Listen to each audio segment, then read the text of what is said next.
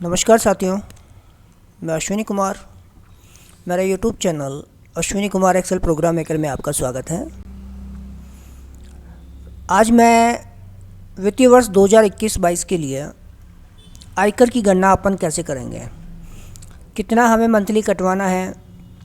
सभी पीओ महोदय और सभी साथियों को अभी अप्रैल माह से जो मार्च की अपन को सैलरी मिलेगी उसमें से आयकर कटवाना है, तो वो कितना कटवाएंगे महीने का, ताकि लास्ट में उनकी कोई ज़्यादा भार नहीं हो।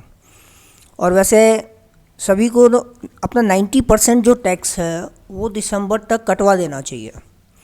तो उसके लिए एक मैंने प्रोग्राम बनाया, छोटा सा प्रोग्राम है। इसमें सबसे पहले मैं आपको इसका इंट्रो दे देता हूँ कि इसमें केवल अपने मार्च की बेसिक डालनी है। मार्च 2021 का बेसिक डालना है अपन को, कि जो मार्च 2021 का अपना बेसिक होगा वो बेसिक अपन इसमें ऐड करेंगे।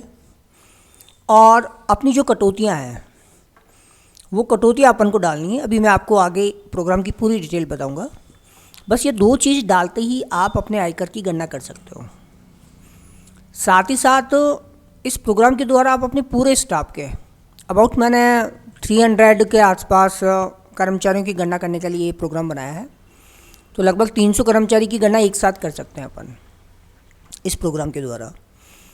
और ये प्रोग्राम आपको दोनों प्रकार के टैक्स की गणना करके बताएगा, ओल्ड और न्यू दोनों। और साथ में ये भी बताएगा कि कौन सा आपके लिए बेनिफिटेड है। जो आपके लिए बेनिफिटेड होगा वो आप टैक्स जो स्कीम है उसका यूज़ करें। ये टोटल टैक्स बताएगा कि कितना बनेगा, और साथ ही साथ ये भी बताएगा कि माहवार आपको कितना टैक्स कटवाना है। बस सब कुछ इसी एक प्रोग्राम में है। तो चलिए मैं इस प्रोग्राम पे थोड़ा सा आपको डिटेल बता देता हूँ कि किस प्रकार से इसको आपको यूज़ लेना है। तो सबसे जैसे ही आपको ये प्रोग्राम मिलता है, सबसे पहले आपको एक मास्टर शीट मिलेगा। थोड़ा सा मैं इसको जूम करके आपको बता देता हूँ। तो यहाँ अपने ऑफिस का नाम लिखना है आपको, government senior secondary school Devgarh Rajsamand, जैसे अभी मैंने अपने ऑफिस का नाम लिखा है। और एस्टिमेटेड टैक्स कैलकुलेशन है। डीए रेट, अगर हमारा डीए रेट बढ़ता है तो अपन वो डीए रेट यहाँ पे लगाएंगे। और एचआरए रेट आप यहाँ डायरेक्ट लिख सकते हो, जैसे 16% हो अगर तो अपन 16% लिख के एंटर प्रेस कर सकते हैं। और अगर डीए रेट बढ़ता है तो इसको भी अपन एडिट कर सकते हैं, डायरेक्टली एडिट, जो भी अपन करना चाहें वैसे इसको एडिट कर सकते हैं। अभी फ़िलहाल मैं जो वर्तमान में है वही लिख रहा हूँ। अब इसमें क्या करना है, क्रम संख्या ऑटो आ जाएगी। आपको नाम लिखना है, name of employ, employ ID, post, level, ये तीनों ऑप्शंस केवल कर्मचारियों का डाटा कलेक्ट करने के लिए हैं। बाकी इनका टैक्स की गणना पे कोई प्रभाव फ़िलहाल इस प्रोग्राम में नहीं पड़ेगा। अगर आप ये लिखना चाहें तो आपकी इच्छा, अगर नहीं लिखो तो भी आपके टैक्स की गणना एक्यूरेट होगी जैसे होनी है। फिर यहाँ जीपीएफ और एनपीएस में कर्मचारी अगर जीपीएफ का हो तो जीपीएफ को सेलेक्ट करें, और यदि एनपीएस एम्प्लॉय है तो एनपीएस को सेलेक्ट करें। देन आफ्टर एक ऑप्शन और दिया है मैंने प्रोबेशन का। अगर कर्मचारी प्रोबेशन में हैं तो यस का चयन करें, और अगर प्रोबेशन में नहीं है तो नो का चयन करें। फिर अपने बेसिक ऑफ मार्च 2021, मार्च 2021 का अपन को यहाँ पे बेसिक लिखना है। ठीक है, बस ये इतना सा वर्क इस मास्टर शीट में करना है। नाम, जीपीएफ, एनपीएस, प्रोबेशन और बेसिक, ये चीज़ ये ऑप्शनल है। आप भरो तो आपकी इच्छा है, नहीं भरो तो कोई बात नहीं। अब यहाँ पे मैंने पोस्ट के लिए एक ड्रॉप डाउन लिस्ट दिया है। अगर आपको कोई पोस्ट कम लग रही है तो आप यहाँ पे जो ये अदर लिखे हुए हैं यहाँ पे अपनी पोस्ट लिख सकते हो। तो जैसे आप यहाँ पे पोस्ट लिखोगे वो आपको यहाँ ड्रॉप डाउन में शो हो जाएगी। साथ ही साथ एक चीज़ और बता दूँ आपको यहाँ कि मैंने इसमें समर्पित अवकाश, बोनस, डीए एरियर, ये तीनों नहीं ऐड किए हैं। ये इसलिए नहीं किए हैं क्योंकि अभी फ़िलहाल डीए एरियर का पता नहीं है। बोनस का तो चलो किसी को मिलता है, यस नो का अपन दे सकते थे, लेकिन मैंने दिया नहीं क्योंकि कोई ज़्यादा फ़र्क नहीं पड़ेगा। वो अभी मैं आपको आगे बता देता हूँ कि क्या होगा। तो ये बात तो हुई अपनी मास्टर शीट की। फिर मैं लेके चलता हूँ आपको टैक्स कैलकुलेटर में। यहाँ टैक्स कैलकुलेटर में आपको क्या क्या एंट्रीज करनी है। यहाँ पे क्रम संख्या आ जाएगी, नाम अपने आप आ जाएगा और साथ ही साथ ग्रॉस सैलरी ये अपने आप आ जाएगी कि आपके पूरे साल की ग्रॉस सैलरी कितनी बनेगी वो आ जाएगी। इसको भी थोड़ा सा मैं जूम करके आपको दिखा देता हूँ कि फर्स्ट जो ऑप्शन है वो है gross salary with government NPS, जो कि अपने आप कैलकुलेट करके ही आएगा। अब यहाँ पे आपको डिडक्शंस भरना है। डिडक्शन में सबसे पहला है अपना एचआरए। अगर कोई एचआरए की रिलीफ ले रहा हो तो वो यहाँ पे आप ऐड करें। अगला स्टैंडर्ड डिडक्शन जो कि 50,000 होता है, आप यहाँ पे ऐड करिए स्टैंडर्ड डिडक्शन को। अगर किसी भाई ने होम लोन ले रखा हो तो वो अपना होम लोन यहाँ पे लिख दें कि कितना उसका होम लोन है। और अगर किसी की अदर इनकम हो तो मैं आपको बता दूं कि अभी मैंने आपको ये कहा था कि ये समर्पित अवकाश बोनस डी एरियर मैंने नहीं ऐड किया है। तो अगर आप एकदम एक्यूरेट टैक्स कैलकुलेशन करना चाहते हो तो यहाँ अदर में इन तीनों का योग आप यहाँ लिख सकते हो। डी एरियर का योग हो जाएगा, समर्पित हो जाएगा और आपके बोनस यहाँ पे आप डायरेक्ट लिख सकते हो। फिर ये ग्रॉस अमाउंट आ जाएगा अपने आप, यहाँ पे आपको कुछ नहीं करना है। Then after deduction under ATC maximum 150 lakh, तो ये डिडक्शंस आपको लिखना है। अगर आपका 150 है तो 150 लिखो, अगर 150 से कम है तो जितना हो आपका डिडक्शन एटीसी में वो डिडक्शन आप यहाँ लिखोगे।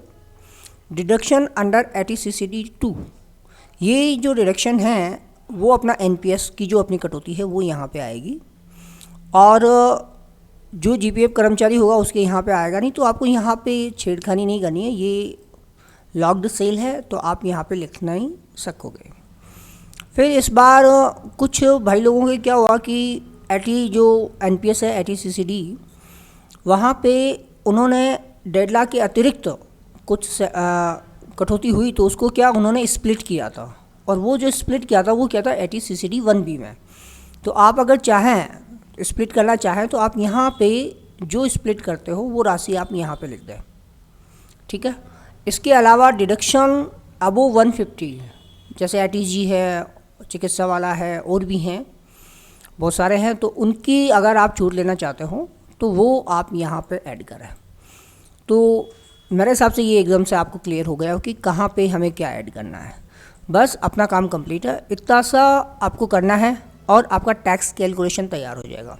अब मैं आपको एक बार समरी दिखा देता हूँ पूरे स्टाफ की कि किस प्रकार से अपना समरी तैयार होगा।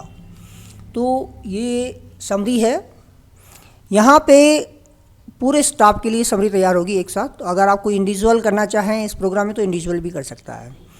यहाँ पे क्या होगा कि आपको न्यू टैक्सेबल अमाउंट बताया जाएगा, पहले दोनों स्कीम का, ओल्ड का भी और न्यू का भी, दोनों टैक्सेबल अमाउंट बताया जाएगा। आपको टोटल टैक्स यहाँ पे बताया जाएगा कि टोटल टैक्स आपका कितना बना है, ओल्ड में कितना बना है और न्यू में कितना बना, दोनों चीज़ अलग अलग बताई जाएगी। फिर नेक्स्ट पॉइंट अपना इसमें है you have to deposit monthly in 10 months. मैंने 10 महीने के हिसाब से पूरा कैलकुलेशन किया है। जैसे 21,424 है तो इसमें 10 का भाग दे दो अपन, तो अपना राउंड ऑफ 2200 रुपये कटवाना है महीने का, तो ये 10 महीने का है। तो मैं ये चीज़ कहना चाह रहा था आपको कि अगर मास्टर शीट में आप इसको ऐड नहीं करो तो भी मैंने जो टैक्स की गणना जो की है वो 10 महीने के हिसाब से की है। तो अगर इनकी आप गणना नहीं भी करते हो तो भी ये टैक्स कैलकुलेशन लमसम आपके एकदम सही बताएगा। तो ये 10 मंथ्स का होगा कि अगर ओल्ड स्कीम लेते हो तो आपको मंथली कितना कटवाना पड़ेगा, तो वो होगा 2200 रुपये और न्यू में 3300 रुपये। फिर है अब तक आपने कितना डिपॉजिट कर दिया, अगर आपने कोई डिपॉजिट किया हो तो आप यहाँ पे लिख देंगे। तो अब फिर आपको कितना कटवाना बचेगा, तो ये मंथली का हो गया। अगर डिपॉजिट कुछ कर देते हो तो इतना हमें और टैक्स पे करना पड़ेगा।